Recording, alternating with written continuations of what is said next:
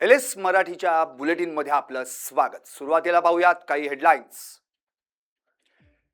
सुप्रिया सुळे आणि विनोद तावडेंचा एकाच गाडीतून प्रवास। जलसंधारण मंत्री CR पाटलांच्या उपस्थितीत बैठक होती। बैठक अर्ध्यात सोडून एकत्र निघाल्यानं चर्चा। मनसे अध्यक्ष राज ठाकरे उद्या पुण्यात। सकाळी 11 वाजता पक्ष कार्यालयात बैठक घेणार। राज ठाकरे पुण्यात भाकरी फिरवणार का?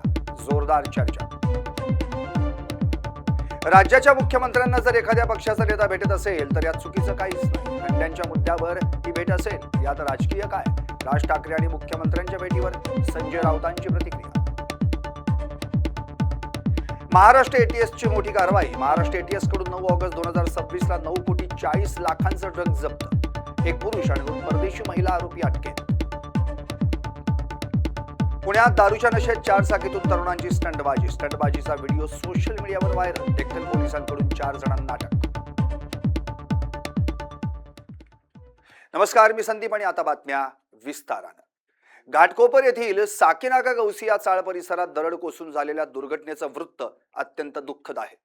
या दुर्घटनेत काही जणांचा मृत्यू झाल्याचं समोर आलंय। त्यांच्या कुटुंबियांच्या दुःखात आम्ही सहभागी आहोत, अशी माहिती देवेंद्र फडणवीस यांनी ट्विटद्वारे दिली आहे। रात्रभर झालेल्या मुसळधार पावसामुळे डोंगराचा काही भाग खचून घरांवर दरड कोसळली आणि काही जण ढिगाऱ्याखाली अडकले। या घटनेची माहिती मिळताच बचाव पथकांनी त्वरित घटनास्थळी पोहोचून बचाव कार्य सुरू केलं। जखमींना तात्काळ रुग्णालयात दाखल करण्यात आलंय। त्यांच्यावर आवश्यक ते उपचार करण्याचे निर्देश देण्यात आले। या दुर्घटनेत मृत्युमुखी पडलेल्या नागरिकांना देवेंद्र फडणवीसांनी ट्विटद्वारे भावपूर्ण श्रद्धांजली अर्पण केली आहे। मुंबईतील घाटकोपर येथील अशोकनगरमधील गौसिया चाळीवर डोंगराचा भाग कोसळल्याची दुर्घटना अत्यंत दुर्दैवी आणि मन हेलावून टाकणारी आहे।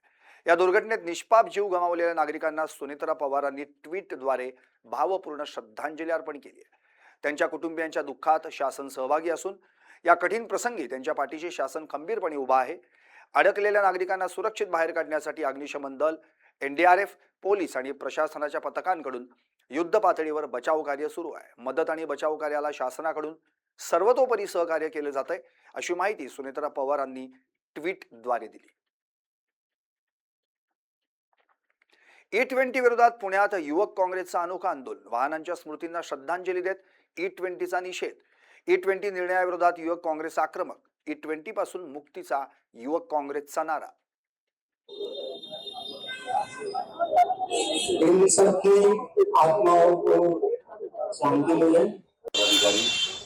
आक्रमक नेतृत्व अक्षयजी जैन आणि त्याचं सगळं सहकार्य या ठिकाणी इथून आल्यामुळे जे काय पाहिलेली आहे।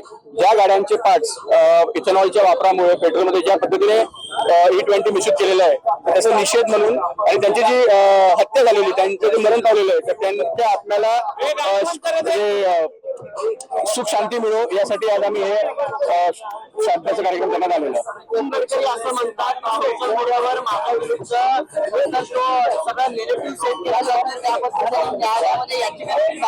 सोशल मीडिया आणि मीडिया नितीन गडकरींच्या ताब्यातला विषय आहे, सरकारच्या ताब्यातला विषय आहे।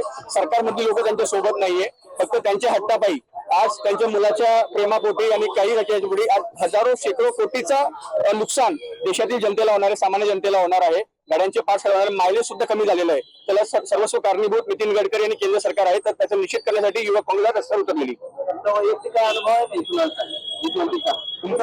आता आमच्या गाड्यांची ऍव्हरेज जे आहेत ना, माझ्या गाडीचं स्वतःच्या गाडीचं ऍव्हरेज कमी झालेलं आहे। 2 व्हीलर जी होती आमचं, आता PS3 जे आहेत तुम्ही जोपर्यंत पुन्हा त्याच्यावर सायंटिफिक रिसर्च होत नाही। आता बऱ्याच देशांनी, समजा ब्राझीलचं जे ते उदाहरण देतात आपल्याला, तर बऱ्याच देशांनी तिथल्या कंपन्यांसोबत कम्युनिकेशन करून त्यांची जी रिक्वायरमेंट पद्धतीने त्यांनी ते इंजिन्स ज्यावेळेस पूर्ण मार्केटमध्ये आल्यावर त्यांनी ते मिश्रित करायला सुरुवात केलेली। आपल्याकडे अजूनही B3, B4 गाडी मार्केटमध्ये आहेत, अजून B6, B7 याची बाकी। तिकडे तुम्ही आंदोलन करताय आणि जर पाहिलं तर केंद्र सरकार सांगते की खरं तर शेतकऱ्यांच्या फायद्याचा हा निर्णय आहे, शेतकऱ्यांचा फायदा शेतकऱ्यांना उत्पन्न मिळणार।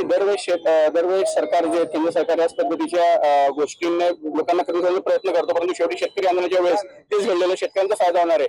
ज्यावेळेस 800 शेतकरी तिथं मृत्यू पावले दिल्लीत, त्यानंतर त्यांना ते जाणवलं की नाही आपण काहीतरी चुकीचं केलेलं आहे। यावेळेसही ज्यावेळेस हजारो कोटीचं नुकसान होईल सरकारला, ज्यावेळेस जनता किंवा यंगस्टर रस्ते उतरतील त्यावेळेस सरकारला परत त्याच्यावर काहीतरी काम करावं लागेल। भूमिका काय असणार आहे? प्राथमिक स्वरूपात आज आंदोलन केलं, संपूर्ण देशात युवक काँग्रेस याच पद्धतीने आंदोलन स्वरूपात करणार आहे। भाजप मनसे राडा प्रकरणात मनसे शहराध्यक्ष शैलेश शिर्के यांच्यावर झालेल्या कथित हल्ल्यानंतर मनसे नेते अविनाश जाधव यांनी अंबरनाथमध्ये येत परिस्थितीचा आढावा घेतलाय। यावेळी त्यांनी पोलिसांच्या भूमिकेवर गंभीर सवाल उपस्थित केले। भाजप आणि मनसे कार्यकर्त्यांमध्ये झालेल्या हाणामारी प्रकरणी पोलिसांनी मनसेच्या 10 जागांविरोधात गुन्हे दाखल केले। मात्र शिवाजीनगर पोलीस ठाण्याच्या आवारातच शैलेश शिर्के यांच्यावर हल्ला करून त्यांच्या वाहनाची तोडफोड केल्याचा आरोप असतानाही भाजपच्या कार्यकर्त्यांविरोधात अदखलपात्र गुन्ह्यापलीकडे ठोस कारवाई का झाली नाही असा सवाल अविनाश जाधव यांनी उपस्थित केला। काल काही भाजप आणि मनसेच्या पदाधिकाऱ्यांमध्ये हाणामारीची घटना घडली, यामध्ये शहराध्यक्षांना अटक करण्यात आली। आपण पोलिसांची प्रतिक्रिया माहिती घेतली काय? एक मराठी कुटुंब आहे अंबरनाथ मधलं, त्याचा एक भारतीय जनता पक्षामध्ये काम करणाऱ्या एका उत्तर भारतीय माणसाने त्यांचा गाळा हा हडप केला होता, खाली करत नव्हते। त्याची विचारणा करण्यासाठी शैलेश तिथे गेला होता। खरं तर ते गाळा ताब्यात द्यावा म्हणून हायकोर्टाची ऑर्डर आहे आणि हायकोर्टाची ऑर्डर असताना देखील तो गाळा त्या मराठी कुटुंबाला मिळत नव्हता। त्याची माहिती घेण्यासाठी किंवा विचारणा करण्यासाठी आमचे महाराष्ट्र नवनिर्माण सेनेचे पदाधिकारी तिथे गेले होते। त्यावेळेला तिथे त्यांनी काही तृतीय पंथी आणि भारतीय जनता पक्षाचे काही कार्यकर्ते बोलवले होते। अचानक यांनी तिथे गेल्याच्या नंतर आमच्या पदाधिकाऱ्यांवर हल्ला केला आणि दोघांमध्येही तशाच प्रकारची मारामारी झाली। हा विषय त्यानंतर पोलीस स्टेशनला गेला। पोलीस स्टेशनला गेल्याच्या नंतर तिथले भारतीय जनता पक्षाचे नगरसेवक अभिजित करंजेकर हे तिथे आले आणि त्यांनी तिथे पुन्हा शैलेश शिर्केशी वाद करायला सुरू केला। त्याच्यानंतर तुम्ही जर शैलेश शिर्केची गाडी बघाल तर ती अशा प्रकारे फोडण्यात आलेली आहे की दंगलीचं स्वरूप तिथे झालं होतं। तर मला असं वाटतं की हे जे प्रसंग घडला तो पोलीस स्टेशनच्या हद्दीत घडलाय। सो ज्या वेळेला ही गाडी फुटत होती पोलिसांसमोर त्याच वेळेला खरं तर पोलिसांनी त्यांना अटक करायला हवी होती, पण तिथे त्यांना पळून जाण्यास मदत कोणी केली हे देखील पाहावं लागेल। आमचं उद्दिष्ट शैलेश शिर्केंचं उद्दिष्ट हे ते मराठी कुटुंबाला न्याय मिळवून देण्याचा होता, परंतु भारतीय जनता पक्ष नेहमीच मराठी माणसाच्या विरोधात काम करते आणि त्याचाच हा एक भाग आहे। मला पोलीस स्टेशनच्या आवारात मारहाण झालेली आहे, अद्याप गुन्हा दाखल झालेला नाही। मी पुन्हा तेच सांगतो की पोलीस स्टेशनच्या हद्दीमध्ये ज्या पद्धतीने ती गाडी तोडली गेली त्या पद्धतीने तिथे उपस्थित असलेल्या पोलिसांनी कोणालाच पकडलं नाही, असं कसं शक्य आहे ना? तुमच्या प्रत्येक पोलीस स्टेशनमध्ये किमान 50 पोलीस असतात। हे लोक 50च्या तर वरती नसतील, बरोबर आहे? जर तिथे दंगलीच्या स्वरूपात गाडी फोडण्यात आली याचा अर्थ दंगलीचा पण गुन्हा दाखल झाला पाहिजे। पोलिसांकडे सीसीटीव्ही फुटेज आहेत ना, त्यात आमच्या एका पदाधिकाऱ्याची चेन गेली, त्याच्यावर रॉबरीचा गुन्हा दाखल झाला पाहिजे। आमच्यावर काही न करता खोटे गुन्हे दाखल करण्यात आले ना।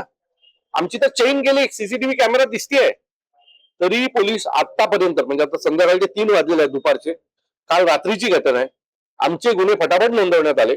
परंतु आमचा माणूस कालपासून सांगतो की माझा गुन्हा घ्या। पोलीस दबावाखाली आहेत की काय असा प्रश्न आता आम्हाला पडलेला आहे। चर्चा केली आहे, डीसीपीने मला शब्द दिलेला आहे की तात्काळ त्यांच्या विरोधात गुन्हा दाखल करणार आहेत। पुढचा थोडा वेळ वाट बघू काय करतात, नाहीतर आम्हाला लोकशाहीने जो मार्ग दिलाय त्या मार्गाने आम्ही पुढे जाऊ। एकीकडे शासन शिक्षणासाठी कोट्यवधी रुपये खर्च करत असल्याचा दावा केला जातोय, मात्र ग्रामीण भागातील जिल्हा परिषद शाळांमध्ये विद्यार्थ्यांना मूलभूत सुविधांसाठी संघर्ष करावा लागतोय। हिंगोलीच्या कळमनुरी तालुक्यातील वडगाव येथील जिल्हा परिषद शाळेत गेल्या 2 महिन्यांपासून पिण्याच्या पाण्याची व्यवस्था नसल्याचा आरोप आहे। पाण्याची समस्या वारंवार प्रशासनाच्या निदर्शनास आणूनही उपाययोजना न झाल्यानं शाळा व्यवस्थापन समितीचे अध्यक्ष गंगाधर जाधव यांनी अनोखं आंदोलन केलं। त्यांनी चक्क महिलेचा वेश परिधान करून डोक्यावर आणि कमरेवर घागरी धरत विद्यार्थ्यांसोबत आंदोलन केलं।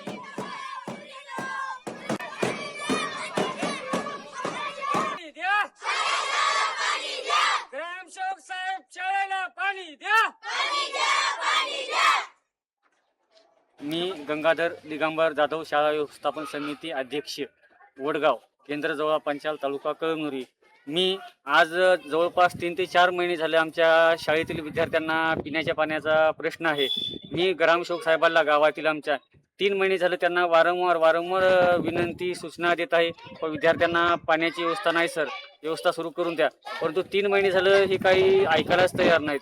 आज 1 महिना झाला हातपंप नवीन बोर पाडलेला आहे शाळेमध्ये त्यांनी, परंतु 1 महिना झालं बोर पाडून बी त्यामध्ये अजूनही त्या बोरमध्ये मोटार बसवलेली नाहीये आणि एकूण तिकून कसं तरी हातपंप शाळेच्या बाहेर 50 मीटरवर एक हातपंप होता, त्या हातपंपानं विद्यार्थी मेट्रोलच्या वेळेस, शालेय पोषण आहाराच्या वेळेस, जेवण झाल्याच्या नंतर दुपारा हातपंपावर पाणी पिण्यासाठी जात होते. परंतु तोही हातपंप आज 20 ते 25 दिवस झालं उकळून ठेवलेला आहे.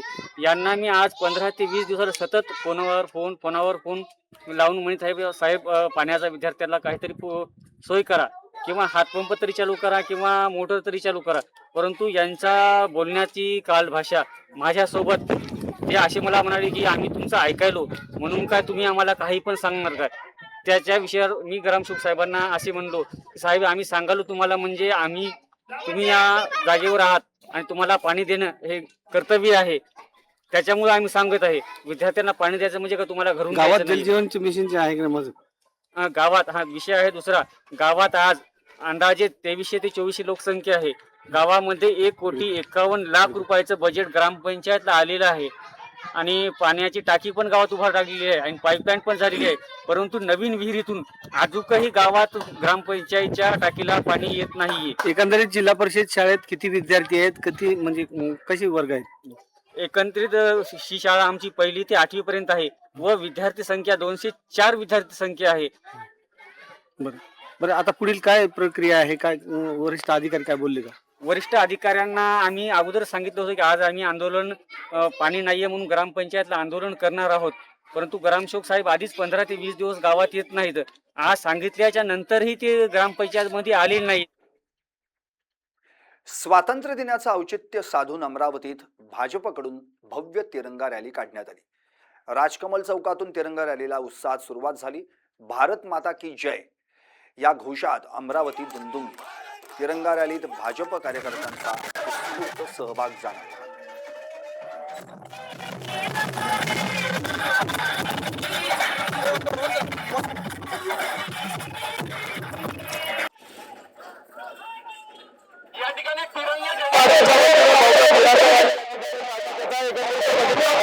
अमरावतीच्या राजकमल चौक या ठिकाणावरून या संपूर्ण रॅलीला सुरुवात झालेली आहे. हजारोच्या संख्येने आहेत या ठिकाणी भारतीय जनता पार्टीचे कार्यकर्ते, पदाधिकारी या तिरंगा रॅलीमध्ये सहभागी झालेले आहेत. संपूर्ण अमरावती शहरात.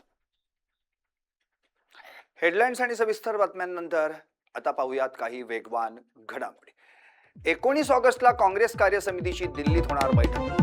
मल्लिकार्जुन खरगे, सोनिया गांधी, राहुल गांधी आणि सर्व सदस्य राहणार उपस्थित. महत्वाच्या मोहिमांवर चर्चा होण्याची शक्यता. नांदेड शहरातील इंदरजीत सिंग बावरी हत्या प्रकरणी 6 आरोपी अटकेत. एका अल्पवयीन आरोपीचाही समावेश. दरम्यान 6व्या आरोपीला न्यायालयानं 16 ऑगस्ट पर्यंत सुनावली पोलीस कोठडी.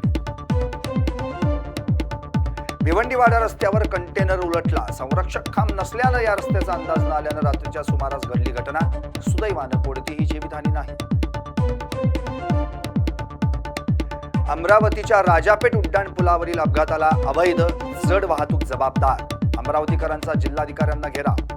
मृत महिलांच्या कुटुंबियांना 50 लाखांची मदत द्या, अमरावतीकरांची मागणी. रायगडच्या खैरे येथून 46 वर्षीय इसम बेपत्ता. 10 ऑगस्टला मित्राला खैरे फाट्यावर सोडून येतो सांगून ते घरातून बाहेर पडले, मात्र त्यानंतर घरी परतलेच नाहीत. पोलिसात मिसिंग तक्रार दाखल. परभणीच्या उक्कलगाव शेत शिवारातील आखाड्यावरून 1 लाख रुपये किमतीची बैलजोडी चोरी. सध्या चोरट्यांविरुद्ध मानवत पोलीस ठाण्यात गुन्हा दाखल. परभणीत मनपा कर्मचाऱ्यांनी सोमवारपासून बेमुदत संपाचं हत्यार उपसलं. मनपा कर्मचाऱ्यांनी काढला भीक मागो मोर्चा. तात्काळ वेतन आणि जीएसटी अनुदान देण्याची कर्मचाऱ्यांची मागणी. नंदुरबारमध्ये कान्हूमातेच्या भक्तीचा अनोखा सोहळा. घराघरात कान्हूमातेचं दर्शन, भाजी भाकरीचं नैवेद्य. खानदेशात रोट उत्सवाचा उत्साह. उपमुख्यमंत्री सुनेत्रा पवारांनी दिल्या शुभेच्छा. धाराशिव शहरात कोर्टासमोर अनधिकृत ट्रॅव्हल्स पॉइंट. वाहतुकीला अडथळा. अनधिकृत पार्किंगवर तातडीनं कारवाई करण्याची मागणी.